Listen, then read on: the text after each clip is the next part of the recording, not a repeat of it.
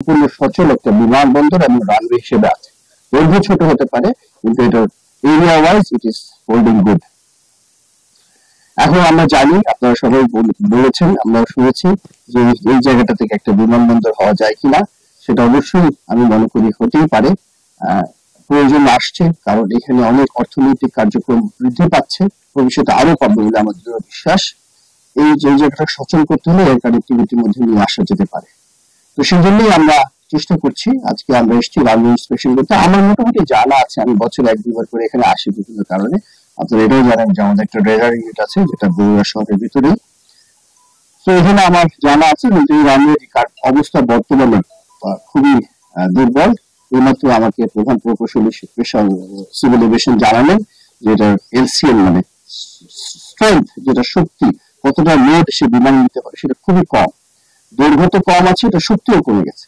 সেই শক্তি বৃদ্ধি করতে হবে, সারফেসটাকে স্ট্রং করতে হবে। কিন্তু যদি আমরা ডোমেস্টিক পারপাসে ভবিষ্যতে ইউজ করতে পারি, বর্তমানে যেসব বিমান আমাদের বিমান বাংলাদেশ এয়ারলাইন্স এবং অন্যান্য এয়ারলাইন্স যেগুলো আছে, প্রাইভেট এয়ারলাইন্স, তাদের যে বিমান আছে, তারা যদি অপারেট করতে হয়, তাদের যে বিমান আছে এই লেন্থে হবে না।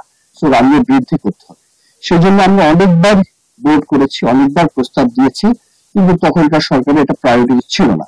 এখন আমরা এটাকে আবার প্রায়োরিটি দিচ্ছি এবং এই জন্য আমার সাথে চেয়ারম্যান মহোদয় আছেন এবং উনি অবশ্যই এটা তার মাধ্যমে উপস্থাপন করবেন।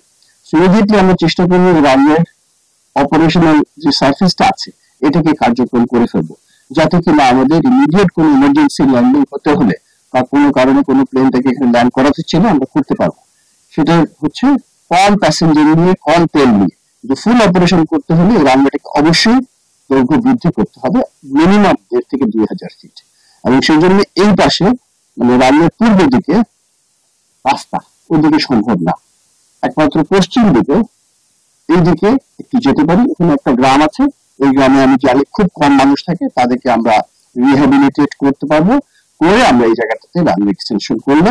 এখন রানওয়ে এক্সটেনশন শুধু না, এর সাথে এজের ব্যাপার আছে, স্ট্রেংথেনিং এর ব্যাপার জড়িত। এই সবকিছুর জন্য একটা সম্মিলিত ভাবে বোর্ড করা হবে। এটা লিড দিবে আমাদের বেসামরিক বিমান চলাচল কর্তৃপক্ষ, সাথে মেম্বার অফিস আছে, তার দায়িত্ব এটা বর্তায়। এবং আমি এই বোর্ডের মাধ্যমে এক্সাক্ট আমাদের রিকোয়ারমেন্টটা বের করবো। তারা অলরেডি অনেকদূর এগিয়ে গিয়েছে এবং পরবর্তীতে আমরা বর্তমান অন্তর্বর্তীকালীন সরকারের কাছে উপস্থাপন করব এবং এটা যদি আমরা ফান্ডিং পাই অবশ্যই এটার কাজ শুরু হয়ে যাবে। আর যদি না হয় তাহলে আমরা একটু অপেক্ষা করবো, ধৈর্য ধরবো, যখন আমাদের নির্বাচিত সরকার আসবে তাদের দিক নির্দেশনামূলক ভাবে আমরা যেটা মনে করি করা দরকার সেটাই করবো। এটাই ছিল আমাদের। আমরা জানি আপনারা বিভিন্ন বিষয়ে অস্থিরতা করছেন, এই ধরনের একটা কাজ করতে একটু সময় লাগে, সবাই কিছু স্থির থাকতে হবে। আমরাও চাই এখানে রানওয়ে হোক, বিশেষ করে বিমান বাহিনী প্রধান হিসেবে আমি মনে করি এটা খুবই ইম্পর্টেন্ট একটা স্ট্র্যাটেজিক এরিয়া, যেটা আমি স্ট্র্যাটেজিক হাব বলছি। আমরা অনেকেই শুনছি লালমনিরহাট, সৈয়দপুর, এটা ওটা। সো এই বগুড়া রানওয়েটারও খুব ইম্পর্টেন্ট।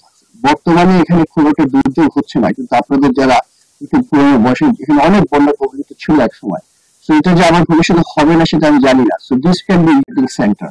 এছাড়াও ভূমিকম্পের কথা শুনছি আমরা, কখন যে কোথায় হয় আমরা তো সেটা জানি না। But this can be a very very important place. যদি এরকম কোন দুর্যোগ আমাদেরকে মোকাবেলা করতে হয় তাহলে এখান থেকে আমরা সেটা খুব সুন্দরভাবে পরিচালনা করতে পারবো বলে আমি মনে করি। এবং এছাড়াও এখানে মেডিকেল ইভ্যাকুয়েশন, ক্যাজুয়ালিটি ইভ্যাকুয়েশন, এই ধরনের মেশিন আমাদের এই জায়গাটা যখন আমরা ফুললি অপারেট করবো, সেখানে আমরা মাঝারি থেকে বড় আকারের পরিবহন বিমান নিয়ে আসতে পারবো, বিমান বাহিনী, এবং দরকার হলে যদি প্রয়োজন হয় বাইরে, সেটা থেকে আমরা ডাইরেক্টলি এখান থেকে ত্রাণ তৎপরতা এবং অন্যান্য কার্যক্রম চালাতে পারবো।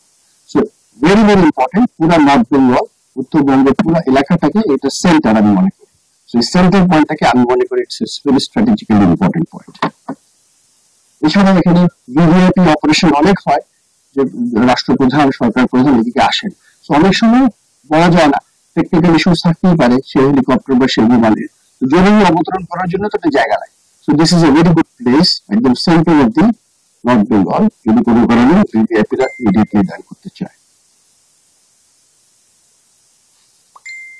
তো এটুকুই আমার বলার ছিল। এখন আমরা ইনশাল্লাহ কাজ করবো, এটাই আপনাদেরকে আশ্বস্ত করতে চাচ্ছি।